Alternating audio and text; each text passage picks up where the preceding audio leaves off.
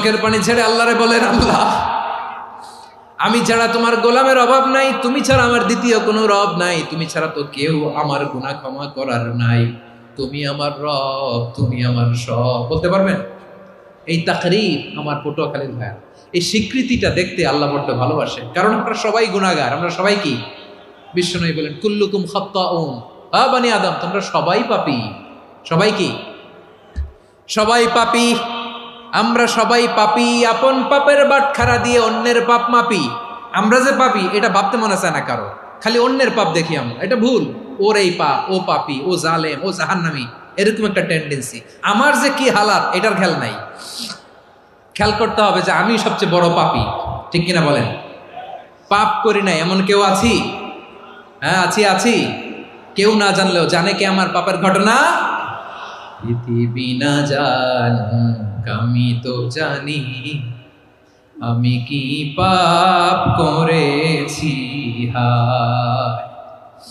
ও আমার কলিজার টুকরা ভাইয়েরা, মাথাটাকে নিচু করে জীবনের সব গুনার ফিরিস্তিগুলো একটা একটা করে স্বীকার করে আল্লাহরে বলেন, আল্লাহ আমি পাপী। আল্লাহ আমার চেয়ে বড় পাপী এই দুনিয়াতে কেউ নাই। আকাশের নিচে জমিনের উপরে আমার চেয়ে বড় পাপী কেউ নাই। একটা একটা করে আল্লাহ স্বীকার করি আমি পাপী, সব পাপের স্বীকৃতি দিলাম। পৃথিবী না জানুক আমি তো জানি, আমি কি পাপ করেছি হায়।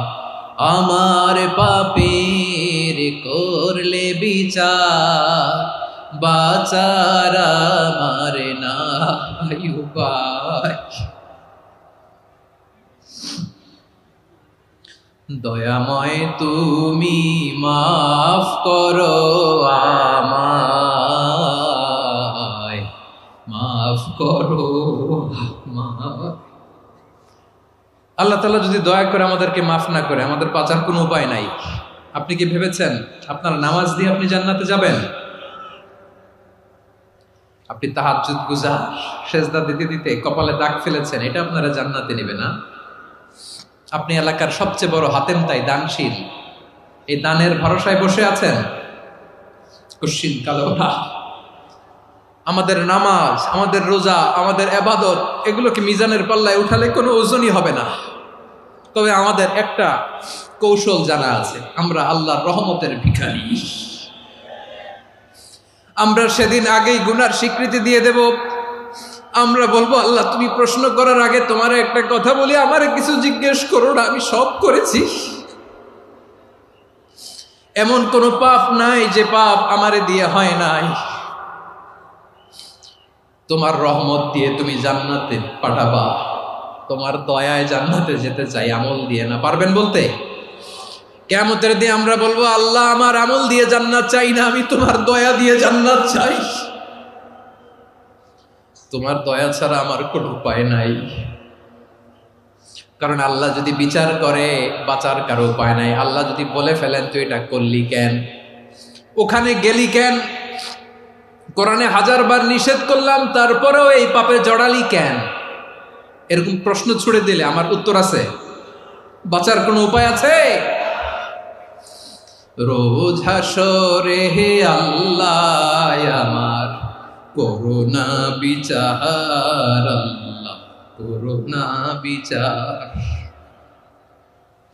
বিচার চাহি না তব দয়া চাহি, এ গুনাহগার করুণা বিচার। আপনার আমল দিয়ে জান্নাতে যাবেন? কি দিয়ে যাবেন? আল্লাহর দয়া দিয়ে। আল্লাহর রহম আর দয়া ছাড়া কেউ জান্নাতের চেহারাও দেখতে পাবে না। চাইবো একজন সত্তার কাছে, আওয়াজ করে বলুন তিনি কে? একজন সত্তার কাছে চাইবে। বিশ্বনবী ওনার চাচাতো ভাই আব্দুল্লাহ ইবনে আব্বাস রাদিয়াল্লাহু তাআলা আনহুকে বললেন, ইয়া আব্দুল্লাহ ইবনে আব্বাস, হে আব্দুল্লাহ ইবনে আব্বাস, ইযা সাআলতা ফাসআলিল্লাহ, যখন চাইবে আল্লাহর কাছে যাও। ও আব্দুল্লাহ, যখন চাইবা আল্লাহর কাছে চাও। ওয়া ইযা ইসতাআনতা ফাসতাইন বিল্লাহ, যখন সাহায্য চাইবা আল্লাহর কাছে ফরিয়াদ করো। জেনে রেখো আব্দুল্লাহ, ওয়া'লাম আন্নাল উম্মাতা লাউ ইজতামাআত আলা আন ইয়ানফাউকা বিশাইইন লাম ইয়ানফাউকা ইল্লা বিশাইইন ক্বাদ কাতাবাহু আল্লাহু লাক। ও আব্দুল্লাহ, জেনে রেখো, মনে রেখো, গোটা বিশ্বের সবাই মিলে যদি তোমার উপকার করতে চায় ততটুকুই তারা করতে পারবে যতটুকু আল্লাহ তোমার নসিবে সেটা লিখে রেখেছে। ঠিক কিনা বলেন? আর যদি গোটা বিশ্বের সবাই মিলে তোমার বিরুদ্ধে কনস্পাইরেসি করে, ষড়যন্ত্র করে, গোটা বিশ্বের সবাই মিলেও যদি তোমার ক্ষতি করতে চায় ততটুকুই শুধু পারবে যেটা আল্লাহ তোমার জন্য বরাদ্দ রেখেছে। যতটুকু আল্লাহ তাআলা তোমার জন্য বরাদ্দ রেখেছে অতটুকুই ক্ষতি করতে পারবে, আর এক চুল বেশিও করতে পারবে না, কমও করতে পারবে না। চিল্লায় বলেন ঠিক কিনা? এজন্য আমরা চাইবো কার কাছে? সবাই বলেন নাই, আওয়াজ করে বলেন কার কাছে? সব সময় আমরা আল্লাহর কাছে চাইবো, বিপদে আপদে, সুখে দুঃখে, সচ্ছল অবস্থায় অসচ্ছল অবস্থায়, পরাজয়ের সময় বিজয়ের সময়, সব সময় আমরা ভরসা রাখবো কার উপর? সবাই বলুন। একদল লোক আছে যারা বিপদে পড়লে আল্লাহরে ডাকে, আছে না নাই? পটুয়াখালীতে মাশাআল্লাহ নাই। বিপদ আসলে আল্লাহরে ডাকে, বিপদ নাই আল্লাহও নাই। বিপদে পড়লে নামাজ পড়ে, বিপদও নাই নামাজও নাই। বিপদে পড়লে জিকির করে, বিপদ যখন চলে যায় ওদের জিকিরও বন্ধ হয়ে যায়। এরকম আছে না নাই? কিছু লোক দেখবেন পরীক্ষা আসলে নামাজ পড়ে, আছে আছে। জেনজি আওয়াজ করো, এরকম আছে? এই কমন পড়ে গেছে, কমন পড়ছে। দেখবেন পরীক্ষার সময় নামাজ পড়ে, পরীক্ষাও নাই নামাজও আছে। এরকম কিছু লোক আছে অসুস্থ হলে আল্লাহরে বড্ড ভালোবাসে, আল্লাহরে খুব ডাকে। অসুস্থ হইলে অসুস্থতাও নাই, আল্লাহ স্মরণও নাই। দেখবেন কিছু লোক নির্বাচন আসলে খুব আল্লাহ আল্লাহ হয়ে যায়, তখন দেখবেন মাথার মধ্যে হেজাব লাগায়, পাঞ্জাবি লাগায়, আল্লাহ আল্লাহ হয়ে যায়। নির্বাচনও নাই, এরপরে আল্লাহর কথাও নাই। আছে না নাই? না, এরকম হওয়া যাবে না। সব সময় আমরা আল্লাহরে ডাকবো, বিপদে আপদে সব সময় ভরসা রাখবো আমরা একজনের উপর। আওয়াজ করে বলেন তিনি কে? এ কথায় আল্লাহ তাআলা আমাদের চোখে আঙ্গুল দিয়ে জানিয়ে দিলেন, ফাইদা রাকিবু ফিল ফুলকি দা'আউল্লাহা মুখলিসিনা লাহুদ্দিন ফালাম্মা নাজ্জাহুম ইলাল বাররি ইযা হুম ইউশরিকুন। আল্লাহ বলে একদল লোক আছে, তারা যখন নৌযানে চড়ে, জলযানে চড়ে, সাগরের মধ্যে যখন জাহাজে চড়ে, লঞ্চে চড়ে, তারা যখন তুফানের সম্মুখীন হয় তখন তারা আল্লাহরে বড্ড বেশি ডাকে, একান্ত ভাবে ডাকে, বিশুদ্ধ চিত্তে ডাকে। আবার তুফান থেকে তাদেরকে সেফ জোনে নিয়ে, নিরাপদ জোনে নিয়ে যখন বন্দরে আমি আল্লাহ তাদেরকে ভিড়িয়ে দেই, ওই লোকগুলো আবার আমি আল্লাহর সাথে শিরিক করে। এরকম আছে না নাই? জাহাজে উঠছে, সাগরের মাঝখানে তুফান, ওই সময় দেখবেন আল্লাহ কারে কয়। এই কথা তো আপনাদেরকে বোঝানো সহজ, আপনারা তো নদীর দেশের মানুষ। লঞ্চে চড়েন নাই কারা কারা দেখি? লঞ্চে চড়ছেন? হ্যাঁ, লঞ্চে চড়ে নাই এরকম একজনও নাই এখানে। আচ্ছা, লঞ্চে উঠছেন কে কে দেখি? মাশাআল্লাহ মাশাআল্লাহ মাশাআল্লাহ। ঠিক আছে, আপনাদের বোঝানো সহজ। আচ্ছা, লঞ্চে উঠে তুফানের সম্মুখীন হয়েছেন, জলোচ্ছ্বাস, সবাই মাশাআল্লাহ। তো এই ওয়াজ তো আপনাদের মুখস্থ, ঠিক কিনা বলেন? আমার বলার দরকার নাই, বলেন।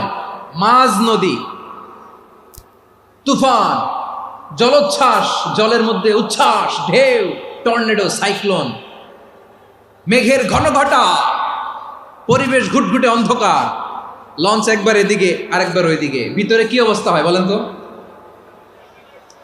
হ্যাঁ, তখন মুসলিমও আল্লাহরে ডাকে, হিন্দু আল্লাহরে ডাকে, ঠিক কিনা বলেন? আস্তিক আল্লাহরে ডাকে, নাস্তিক আল্লাহরে ডাকে, ঠিক কিনা? লঞ্চের ভেতর, স্টিমারের ভেতর কান্নারে রোল পড়ে যায়, চিৎকারের রোল পড়ে যায়, সবার মুখ দিয়ে শুধু একটা আওয়াজ, লা ইলাহা লা ইলাহা লা ইলাহা সুবহানাল্লাহ আলহামদুলিল্লাহ লা ইলাহা। আল্লাহ নামের জিকির করবে যারা, আল্লাহর কাছে প্রিয় তারা, আল্লাহর কাছে প্রিয় যারা, জান্নাতে প্রবেশ করবে তারা। জোরে লা ইলাহা লা ইলাহা ইল্লাল্লাহ লা ইলাহা ইল্লাল্লাহ মুহাম্মাদুর রাসূলুল্লাহ সাল্লাল্লাহু আলাইহি ওয়াসাল্লাম। আমার প্রিয় পটুয়াখালীবাসী, তাহলে লঞ্চের ভেতরে যখন আমরা তুফানের মধ্যে পড়ি, তখন সবাই মিলে আমরা একটা নামের জিকির করি। নামটা কার? মুসলমানেরাও ডাকে, হিন্দুরাও ডাকে, আস্তিকও ডাকে, নাস্তিকও ডাকে, সবাই ডাকে একজনকে। তিনি কে? আবার দেখবেন ওই আল্লাহ তুফানের পরে, ঝড়ের পরে ওই লঞ্চটাকে যখন সদর ঘাটে ফিরিয়ে দেয়, আবার আমরা নাফরমানি শুরু করে দেই। সে কোথায়? আল্লাহ বললেন ফাইদা রাকিবু ফিল ফুলকি দা'আউল্লাহা মুখলিসিনা লাহুদ্দিন ফালাম্মা নাজ্জাহুম ইলাল বাররি ইযা হুম ইউশরিকুন। সাগরে যখন তুফানে পড়ে আমি আল্লাহর ডাকে, আবার আমি আল্লাহ যখন বাঁচিয়ে দেই, আবার আমি আল্লাহর সাথে শিরিক শুরু করে। আমরা কি এরকম হতে চাই নাকি? এরকম করবেন? হ্যাঁ না, আমরা তুফানে পড়লেও আল্লাহরে ডাকি, আবার বাঁচায় দেওয়ার পরেও ডাকি কারে? আল্লাহকেই ডাকি। বিমানের মধ্যে মাঝে মাঝে দেখবেন যে এয়ার টার্বুলেন্স হয়, জানেন? এয়ার টার্বুলেন্স জানেন তো? মাঝে মাঝে বিমানটা বাউন্সিং করে, বাম্পি, ভেরি বাম্পি ওয়েদার। শোনেন নাই? 40,000 ফিট উপরে যখন থাকে, তখন পাইলট মাঝে মাঝে বলে, dear passengers, ladies and gentleman, right now we are flying 40,000 feet above the ground and we are passing very air turbulence, very heavy air turbulence right now. Please fasten your seat belt. দেখবেন মাঝে মাঝে বলে যে, ভদ্র মহিলা, ভদ্র মহোদয়গণ, আমরা 40,000 ফিট উপর দিয়ে যাচ্ছি আর এয়ার টার্বুলেন্স ফেস করছি, মেহেরবানি করে আল্লাহর হস্তে সিট বেল্ট বাঁধুন। তখন বিমানটা এরকম বাউন্সিং করে, শেকিং করে। আপনারা মুখোমুখি হয়েছেন? ইদানিং এই এয়ার টার্বুলেন্স বেড়ে গিয়েছে। গত বছর আমার ইন্টারন্যাশনাল অনেকগুলো ফ্লাইট ছিল, তো আমি দেখলাম যে আগের ফ্লাইটগুলোর তুলনায় এখন এয়ার টার্বুলেন্স খুব বেশি। আমি একটু রিসার্চ করে দেখলাম, ক্লাইমেট চেঞ্জের কারণে, জলবায়ু পরিবর্তনের কারণে আকাশের বাতাসের মুভমেন্টে পরিবর্তন হয়েছে, ফলে এখন বিমান শেকিং করে বেশি, বাউন্সিং, বাম্পি ওয়েদার। তো বলেন তো, 40,000 ফিট উপরে যখন আপনি, কয় হাজার ফিট? সবাই বলুন কয় হাজার ফিট? 40,000 ফিট উপরে যখন আপনি, তখন যখন বিমানটা এরকম বাউন্সিং করে, সবাই যখন ভমিটিং করে বিমান নষ্ট করে দেয়, বমি করে, তখন বাঁচানোর কে আছে আল্লাহ ছাড়া? কেউ আছে? ওই মুহূর্তেও সবাই মিলে একজনের ডাকে আওয়াজ করে বলেন, তিনি কে? মাঝে মাঝে কিছু সোশ্যাল মিডিয়ায় কিছু ভিডিও পাওয়া যায় যে হেভি যখন এয়ার টার্বুলেন্স হয়, 10 সেকেন্ড 15 সেকেন্ডের কিছু ভিডিও পাওয়া যায়, বিমানটা এরকম বাউন্সিং করছে, বাম্পি ওয়েদার, কাঁপছে, মানুষগুলো বমি করছে, অক্সিজেন মাস্কগুলো সব ঝুলে পড়েছে, বিমানটা শুধু কাঁপছে। তখন দেখবেন বিমানের ভেতরেও এরকম লঞ্চের মতো চিৎকার আছে না নাই? বিমানের ভেতরেও তখন চিৎকার। গত বছর হিথ্রো এয়ারপোর্ট থেকে সিঙ্গাপুর এয়ারলাইন্সের একটা ফ্লাইট, হিথ্রো টু চাঙ্গি, একটা ফ্লাইটে এমন বেশি এয়ার টার্বুলেন্সের শিকার হয়েছিল ওই এয়ারক্রাফটটা, 33 জন যাত্রী সেখানে আহত হয়েছে, একজন যাত্রী নিহত হয়েছে। কেবিন ক্রুজ, এয়ার হোস্টেস যারা আছে, একজনের নাক ফেটে, চোখ ফেটে, কপাল ফেটে, ব্লিডিং হয়ে শয়লা। প্রিয় ভাইয়েরা, 40,000 ফিট উপরে বিমানটা যখন কাঁপবে, তখন আমাদেরকে আল্লাহ ছাড়া আর কেউ বাঁচানোর আছে? এত আস্তে বললে হবে? ওই কঠিন মুহূর্তে আমার বাবা আমারে বাঁচাতে পারে, আমার বন্ধু আমারে বাঁচাতে পারে। এই গ্রাউন্ডে, জমিনের বুকে আমার প্রোটোকল, আমার ক্ষমতা, আমার দাম্ভিকতা, কোনো কিছু আমারে বাঁচাতে পারে? একজন ছাড়া, চিল্লায় বলতে হবে তিনি কে? সে আল্লাহ বললেন, গোলাম আমি বিপদের সময় ঠিকই তোমাদের বাঁচিয়ে দেই।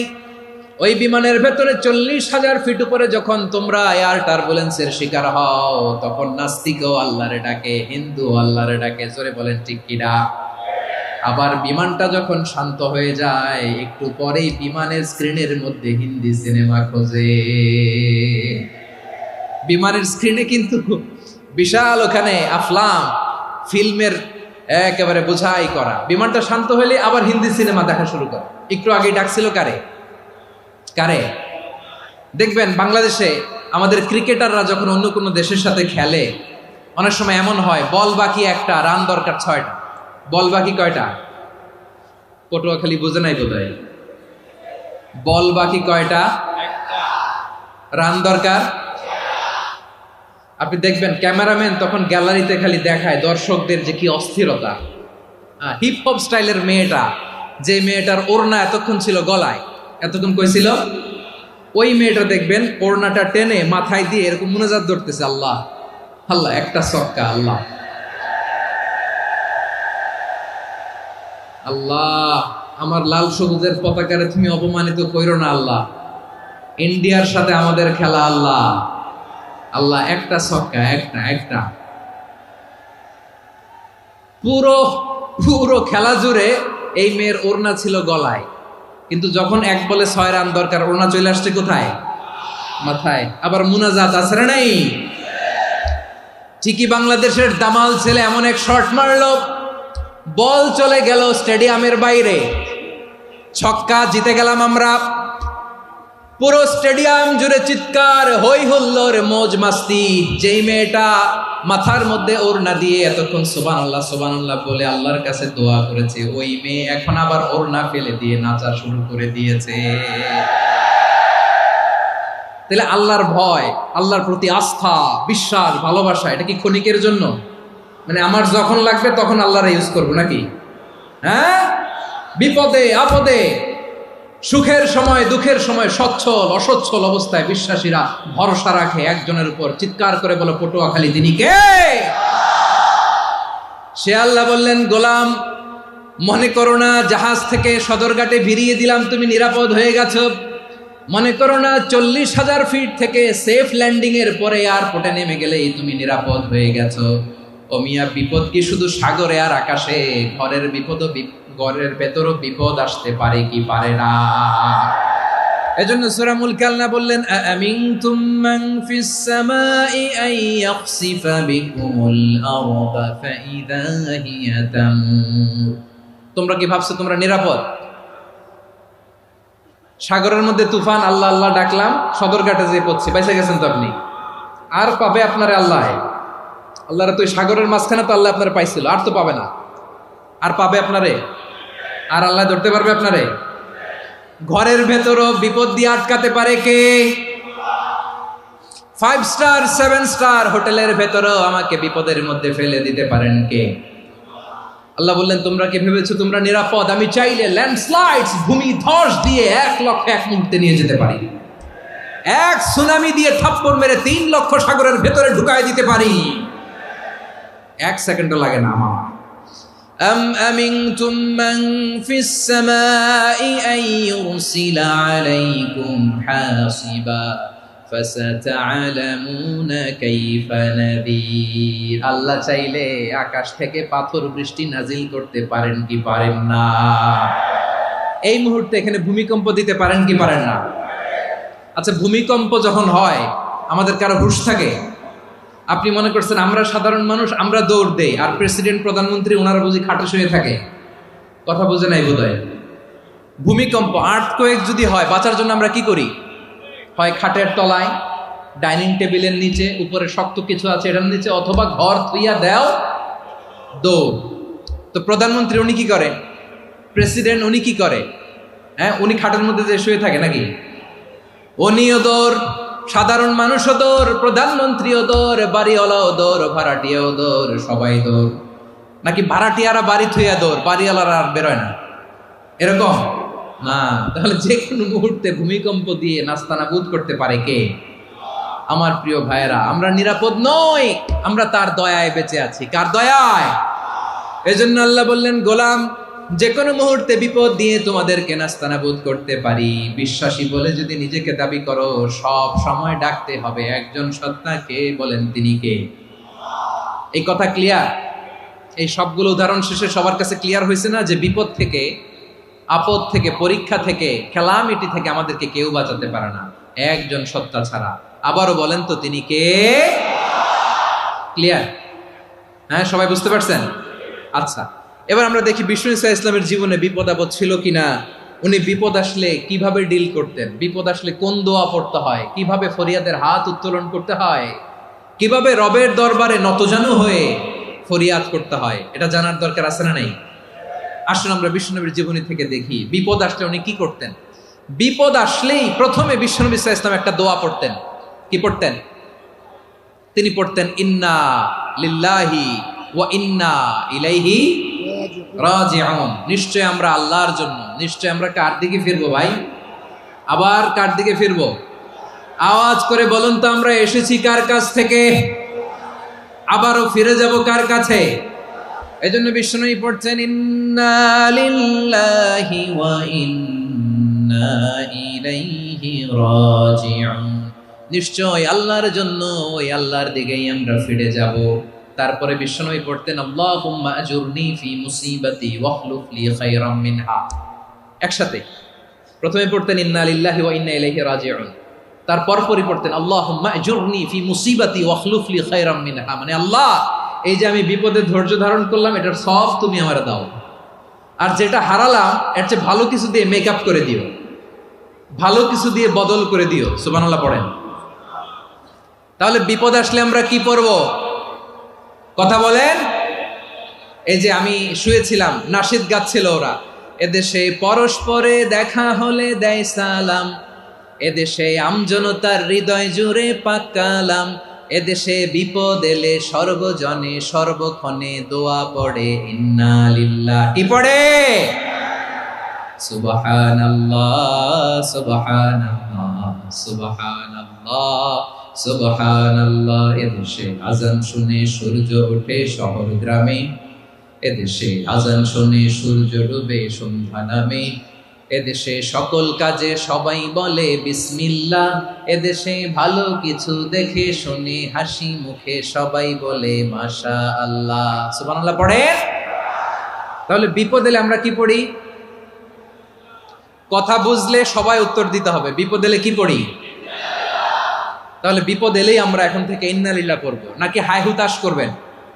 একদল আছে হাই হুতাশ করে, হায় আল্লাহ রে মোর কি হইল রে, মই কি হরমু রে, মই কমবে জামু রে, আছে না নাই?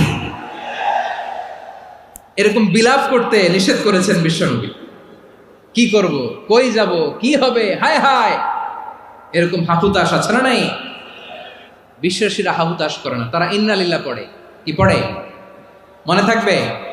আমরা পড়বো ইন্না লিল্লাহি ওয়া ইন্না ইলাইহি রাজিউন। নিশ্চয়ই আমরা আল্লাহর জন্য, আমরা আল্লাহর দিকেই ফিরে যাব। এরপর পড়বো আল্লাহুম্মা আজুরনি ফি মুসিবাতি ওয়াখলুফ লি খায়রাম মিনহা। আল্লাহ, আমি যে বিপদে ধৈর্য ধারণ করলাম এটার সওয়াব দিও, আর যা হারালাম তার চেয়ে ভালো কিছু দিয়ে বদল করে দিও। সুবহানাল্লাহ পড়েন। বিশ্বনবীর হাদিস শুনলেন উম্মে সালামা রাদিয়াল্লাহু তাআলা আনহা। ওনার স্বামী হলো আবু সালামা। মজার ঘটনা খেয়াল করে শুনেন আমার প্রিয় কলিজার টুকরা ভাইয়েরা। কানগুলো খরগোশের কানের মতো খাড়া করে আমার দিকে তাকান। সাইয়্যিদাতুনা উম্মে সালামা রাদিয়াল্লাহু তাআলা আনহা, ওনার স্বামীর নাম আবু সালামা। শ্রেষ্ঠ দম্পতি, শ্রেষ্ঠ ফ্যামিলি। প্রথমে হিজরত করেছিলেন হাবাসায়, পরে হিজরত করেছেন মদিনায়। উহুদ যুদ্ধের পরে ওনার স্বামী আবু সালামা ইন্তেকাল করলো, শহীদ হলো। সুবহানাল্লাহ পড়েন। যখন আবু সালামা ইন্তেকাল করলো, উম্মে সালামা রাদিয়াল্লাহু তাআলা আনহা কেঁদে কেঁদে হয়রান। আর নবীর শিখানো বাণী অনুযায়ী তিনি বারবার পড়ছিলেন ইন্না লিল্লাহ। কি পড়ছিলেন? মুই কই যামু, কি হরমু, এগুলো বলে নেই। কি বলছে? ইন্না লিল্লাহ। যেহেতু বিশ্বনবী বলেছেন কেউ যদি বিপদের প্রথম ধাক্কায় পড়ে ইন্না লিল্লাহি ওয়া ইন্না ইলাইহি রাজিউন, আল্লাহুম্মা আজুরনি ফি মুসিবাতি ওয়াখলুফ লি খায়রাম মিনহা, তাহলে এই বিপদে যে সে যা হারালো তার চেয়ে শ্রেষ্ঠ কিছু দিয়ে আল্লাহ তার বদল দিয়ে দিবে। এই হাদিস শুনে উম্মে সালামা রাদিয়াল্লাহু তাআলা আনহা ওনার প্রাণ প্রিয় স্বামী আবু সালামার ইন্তেকালের পরে চোখের পানি ছাড়ে আর পড়ে ইন্না লিল্লাহি ওয়া ইন্না ইলাইহি রাজিউন আল্লাহুম্মা আজুরনি ফি মুসিবাতি ওয়াখলুফনি খায়রাম মিনহা। বারবার এই দোয়া পড়ে চোখের পানি ছাড়ে, এই দোয়া পড়ে চোখের পানি ছাড়ে, আর মনে মনে বলে আবু সালামার মতো ভালো মানুষ মদিনাতে নাই, আবু সালামার চেয়েও ভালো মানুষ মদিনাতে নাই, তার চেয়ে ভালো মানুষ কি করে আল্লাহ তাআলা আমারে দিবে, তার চেয়ে ভালো মানুষ তো আমি মদিনাতে দেখি না। চোখের পানি দিয়ে বুক ভাসায় আর নবীর হাদিসের উপর আমল করে পড়ে ইন্না লিল্লাহি ওয়া ইন্না ইলাইহি রাজিউন, ইন্না লিল্লাহি ওয়া ইন্না ইলাইহি রাজিউন। পড়তে পড়তে চোখের পানি ছাড়ে আর চিন্তা করে বিশ্বনবী বললেন এই দোয়া পড়লে যেটা হারালাম তার চেয়ে ভালো কিছু দিয়ে আল্লাহ পুরস্কার দেয়। আবু সালামার চেয়ে ভালো মানুষ মদিনার মধ্যে আর কে হতে পারে? কি আজীব তামাশা, কি অবাক করা ঘটনা।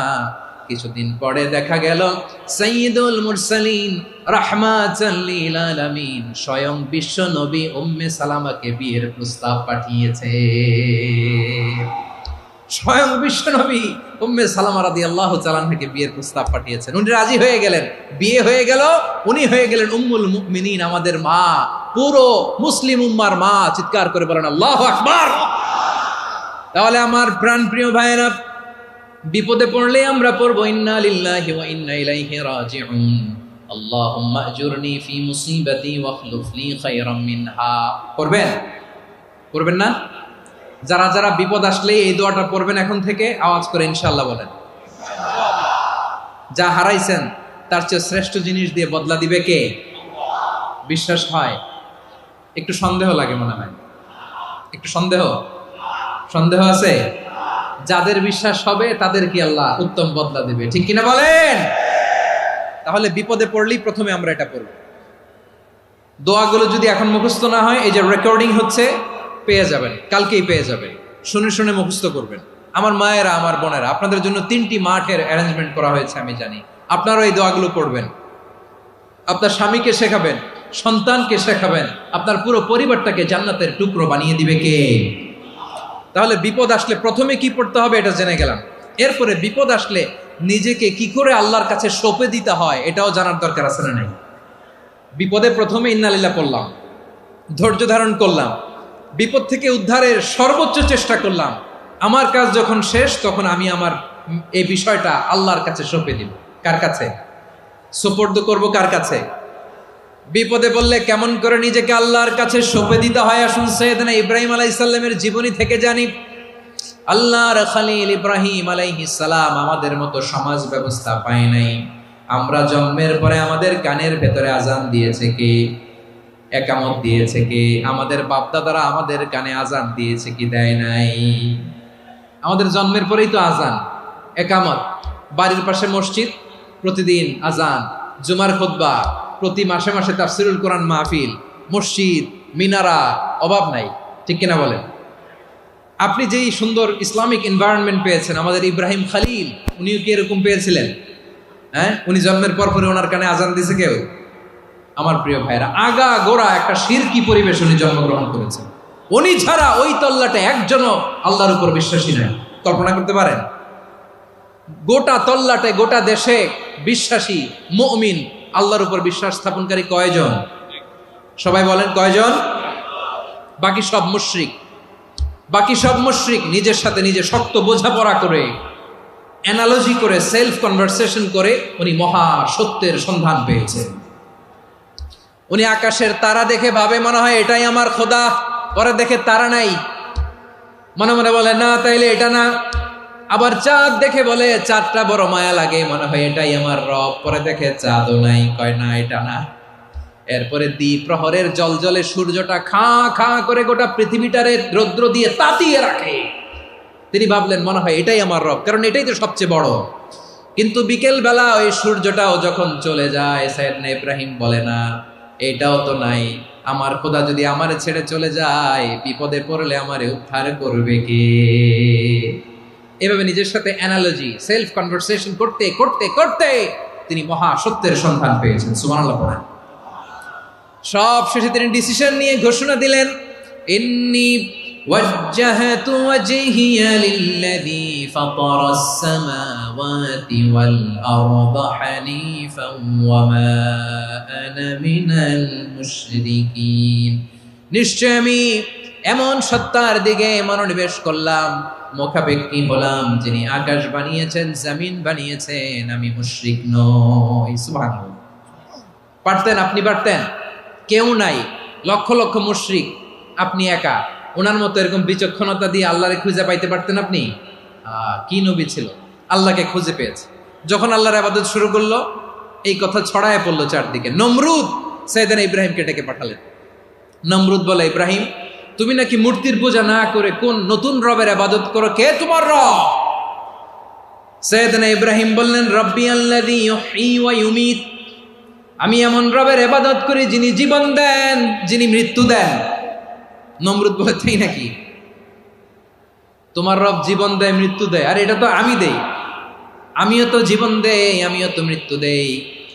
সাইয়েদনা ইব্রাহিম বললেন, কেমন করে তুমি জীবন দাও, মৃত্যু দাও, একটু দেখাও তো। নমরুদ জেলখানা থেকে দুজন কয়েদিকে ডেকে আনলো, কয়েদি এনে অর্ডার করলো, একটাকে এখনই শিরোচ্ছেদ, হেড অফ, ডেথ পেনাল্টি, মৃত্যুদণ্ড দেয়া হলো, ফিনকি দিয়ে রক্ত বেরোলো। নমরুদ বলে, দেখো, দুজনকে ধরে আনলাম, একজন কয়েদিকে দিলাম ডেথ পেনাল্টি, মৃত্যুদণ্ড, ওরে মৃত্যু দিলাম। আরেকজন যে দাঁড়িয়ে আছে, চাইলে ওরেও আমি মৃত্যুদণ্ড দিতে পারি, কিন্তু না, ওরে আমি দিব না, ওরে আমি বাঁচাইয়া দিলাম, ছেড়ে দিলাম, মানে জীবন দিলাম। দেখো ইব্রাহিম, তোমার চোখের সামনে একজনরে মৃত্যু দিলাম, আরেকজনরে জীবন দিলাম। আপাত দৃষ্টিতে তাই তো, একজনরে তো জীবন দিল, আরেকজনরে মৃত্যু দিল। সাইয়েদনা ইব্রাহিম এবার বিপাকে পড়ে গেলেন। কিন্তু এক একজন নবীকে আল্লাহ এমন উইজডম, বিচক্ষণতা দিয়ে এই জমিনে পাঠিয়েছেন। মুহূর্তের মধ্যে আল্লাহর খলিল ইব্রাহিম বললেন, ফাইন্নাল্লাহা ইয়াতি বিশ-শামসি মিনাল মাশরিকি ফাতি বিহা মিনাল মাগরিব ফাবুহিতাল্লাযী কাফার।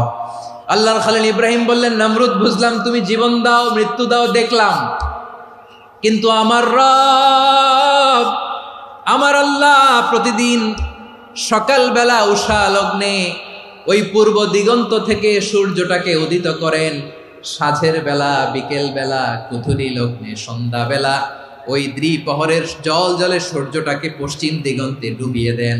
মানে সকালবেলা পূর্ব দিক থেকে উদিত করা সূর্যটাকে পশ্চিম দিকে বিকেলে তিনি ডুবিয়ে দেন। তুমি যদি পারো ওই সূর্যটাকে পশ্চিম দিক থেকে উদিত করে পূর্ব দিকে ডুবিয়ে দাও। সুবহানাল্লাহ পড়বেন না? দেখেন, ইনস্ট্যান্ট ইন্টেলেক্ট, মুহূর্তে বিচক্ষণতা, উইজডম কাকে বলে? নমরুদ পারবে? নমরুদের বাপ পারবে? ওর দাদা, ওর 14 গোষ্ঠী, গোটা বিশ্বের সব ক্ষমতাধর রাষ্ট্রনায়করা একসাথে হলে পারবে? ফাবুহিতাল্লাযী কাফার পারে নাই, ব্যর্থ হয়েছে। এবার তেলে বেগুনে জ্বলে উঠেছে, রেগে মেগে আগুন বলে, ফালকুহু ফিল জাহিম। ওর সাথে তর্ক নাই, না পেরে এবার এটারে আগুনে ফেলা।